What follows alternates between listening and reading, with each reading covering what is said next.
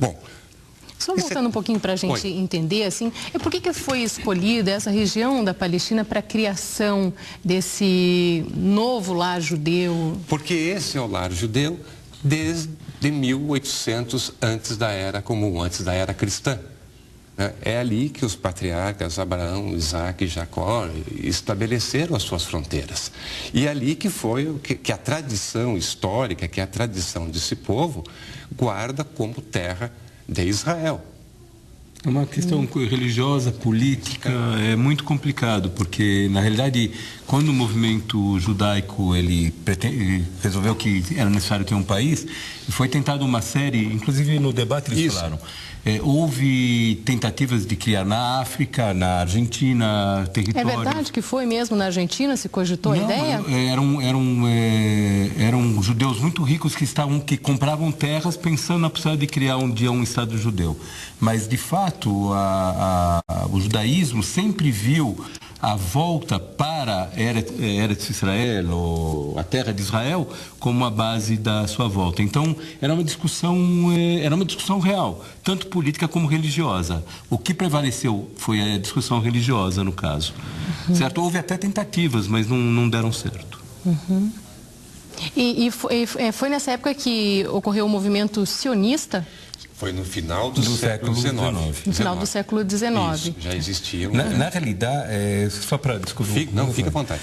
Na realidade, o movimento sionista, ele veio... O que hoje em dia é chamado de movimento sionista é um movimento político. Foi criado por um jornalista, Theodor Herzl, que ele escreve um livro onde ele explica que o povo judeu tem que ser um povo igual a qualquer outro. Nós temos que saber algumas coisas. A história judeia... Os judeus sempre foram acusados como deicidas. Quem conhece a história sabe que não foi exatamente assim que funcionou. Judeus matavam de forma diferente os seus criminosos e não crucificavam, certo? Era o apedrejamento. Cristo foi morto por romanos, que por sinal era comum esse ato de crucificação dos romanos, era uma forma deles demonstrarem o poder e manter a pax romana como eles viam. Mas não importa. Então, os judeus eram deicidas, a igreja cristã se aproveita disso, e os judeus não tinham direitos, nunca tiveram direito de possuir terras. Então, provavelmente uma pessoa que não podia, na Idade Média, plantar, o que ela podia fazer? Comércio. Era a única coisa que podia fazer comércio. Comércio e assim por diante. Então, na realidade, os judeus sempre foram uma espécie de pária na Europa. E sempre foram utilizados como deicidas, haviam perseguições. A ideia de um Estado judeu sempre foi presente. Certo? De uma forma ou de outra. Mas, na realidade, só no final do século XVIII, depois de um caso que houve na França, que Émile Zola escreve um livro sobre esse caso, né? O caso Dreyfus. Por Barbosa também? O caso Dreyfus, de um oficial judeu do exército francês que foi acusado por crimes que não existiam. Aí, então, Theodor Herzl, que era jornalista, ele escreve, então, um livro onde ele expressa, pela primeira vez, uma ideia política de criação de um Estado judaico. Isso nós estamos no final do século XIX. Alguém mais quer complementar? Até porque... nas rezas milenares do povo judeu termina-se Beshaná Abá Berushalayim, o ano que vem em Jerusalém. A reza termina com esta frase, e isso vem de tempos imemoriais. Quer dizer, não morreu jamais a intenção do povo judeu de retornar à sua pátria ancestral. Por isso até a escolha. É mais forte ainda do que isso. É mais forte, porque Davi disse, se eu te esquecer de Jerusalém, que se corte a minha mão direita, se eu te esquecer de Jerusalém, assim por diante. É uma coisa muito forte, essa ligação do povo judeu com a chamada Palestina, ou Eretz Israel, É uma questão de identidade do povo. O povo ele se identifica com a terra. A terra faz parte de uma promessa divina. A identidade do povo, formada ainda nos períodos bíblicos, está vinculada fortemente à terra. Então você não pode separar o povo de terra, de religião, são coisas que estão vinculadas. Talvez daí a complexidade de entender a história judaica. É a tragédia. Porque, na realidade, nós temos uma tragédia na mão. Esse conflito é uma tragédia. Por que é uma tragédia? Se nós formos traduzir numa língua de esquerda, é o encontro de dois movimentos nacionais sobre a mesma terra. Não é um caso de um povo, por exemplo, que tem divisões internas e tem uma guerra civil. Aqui são dois povos totalmente diferentes, o povo palestino e o povo judeu-israelense, no caso, né? E que eles veem a mesma terra como o lugar da moradia deles. Um vem com uma história de 2000 anos, outro vem com uma história de também de centenas de anos, o que torna muito mais trágico a questão. Uhum. E como que vocês definiriam o que é ser judeu?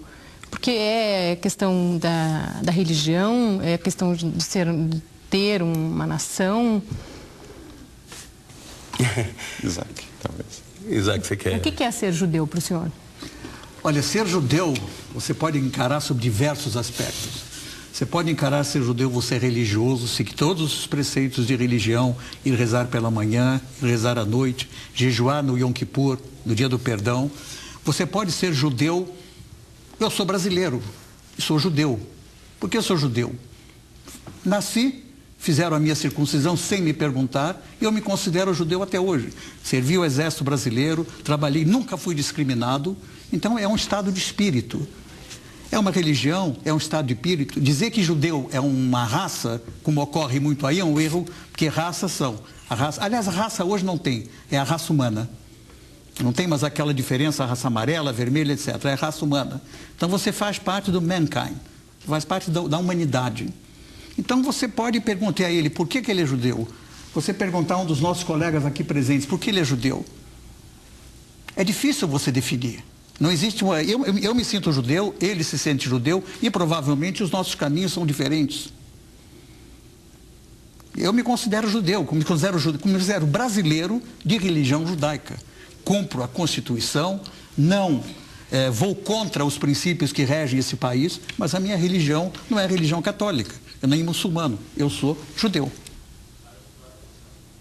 Uhum. E ainda, mas que pode se perguntar... por que eu sou judeu? É isso que você se perguntou? Perdão? Qual foi a tua pergunta? Porque eu nasci judeu? Mas a verdade é o seguinte, que também é que existe dentro de cada judeu a certeza da sua origem e um compromisso comunitário com o destino desse povo. Tá? É algo que caracteriza cada judeu, é ter esse compromisso. Saber de onde veio, saber para onde vai e ter um compromisso com essa comunitário que não pode ser desfeito. Posso dizer uma coisa que vai deixar até mais claro? Uma das grandes discussões era, existe o povo palestino? E eu sempre disse o seguinte, lógico que ele existe, porque ele decidiu que ele é o povo palestino. Então, na realidade, um povo, ele se autodefine. Não adianta você querer que ele não seja. Certo? Ele se autodefiniu. O povo palestino existe porque eles decidiram que eles são um povo palestino. Nós, os judeus, existimos porque nós queremos e somos judeus e decidimos que nós somos judeus.